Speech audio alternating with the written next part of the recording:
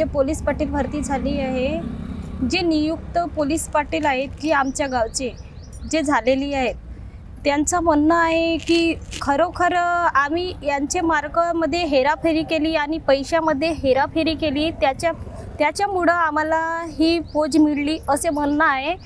असेच विचारण्याकरिता माझे मिस्टर गेले होते, तर एका वेळेस न सांगता त्यांनी मारहाण केली आहे। माझ्या सासूला पण मारहाण केली आहे आणि नंदनला सुद्धा आणि माझ्या मिस्टरला सुद्धा मारहाण केलेली आहे। आता मला एकच मागणी आहे, एवढंच पैशानी भरती होती तर आम्हाला ह्या भरतीबद्दल डायरेक्ट सांगायला पाहिजे की पैशाने ही भरती होणार आहे असं म्हणून सांगायला पाहिजे होता। आम्ही फॉर्म नसता टाकला आणि नियुक्त जे व्यक्ती आहेत त्यांना नियुक्त पत्र दिले पोलीस पाटीलबद्दल, पुन्हा मारहाण करण्याचाही नियुक्त पत्र मिळला का, हाही आम्हाला पाहिजे आहे।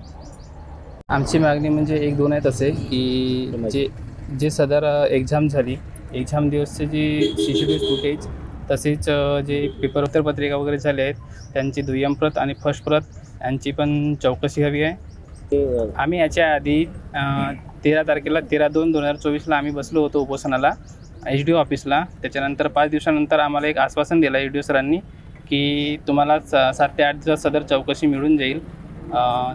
जिल्हास्तरीय चौकशी संघटनाही सादर झाली आहे असं सांगून आम्हाला आश्वासन दिलेलं आहे। आम्हाला आज जवळपास 15 दिवस झाले, त्यामध्ये कोणतीच प्रकारची आम्हाला चौकशी मिळालेली नाही आहे। त्यामुळे आम्ही हा एक पाऊल उचलला आहे जिल्हास्तरीय जिल्हाधिकारी कार्यालयासमोर उपोषणावर आमरण उपोषण बसण्यासाठी। जोपर्यंत आमची मागणी होणार नाही तोपर्यंत आम्ही आमरण उपोषण सोडणार नाही आहेत।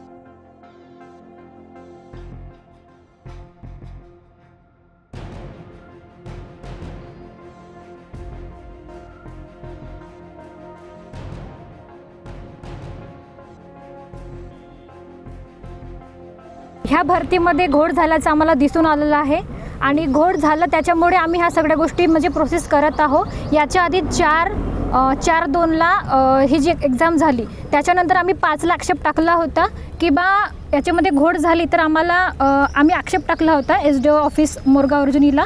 त्याच्यानंतर मग आमचा हा म्हणणं होता की जोपर्यंत आम्हाला ह्या जो घोळ झालेला आहे याची चौकशी जोपर्यंत होत नाही तोपर्यंत तुम्ही तोंडी म्हणजे घेण्यास तुम्ही थांबवा। आणि तोंडी होती 8 तारखेची, तरी पण ती तोंडी घेण्यात आली सर।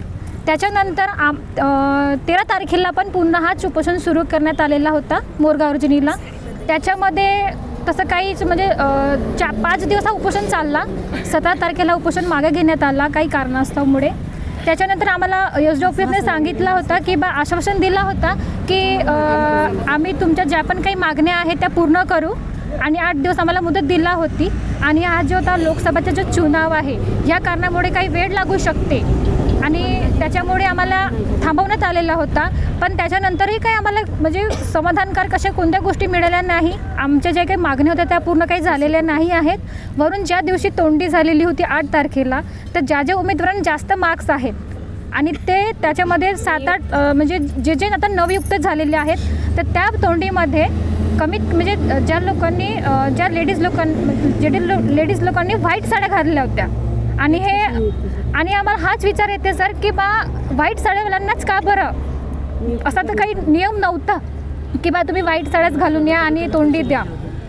उपोषणाला सपोर्ट करत आहोत तर त्यांचं असं म्हणणं आहे की बा जर ह्या गोष्टी जर सिद्ध झाल्या आणि जर माझी बायको जर ह्याच्यामधून रद्द झाली तर आम्ही कुणाचं तरी मर्डर करून याच्यापैकी अशा धमक्या आम्हाला कोर्टात देत आहेत सर।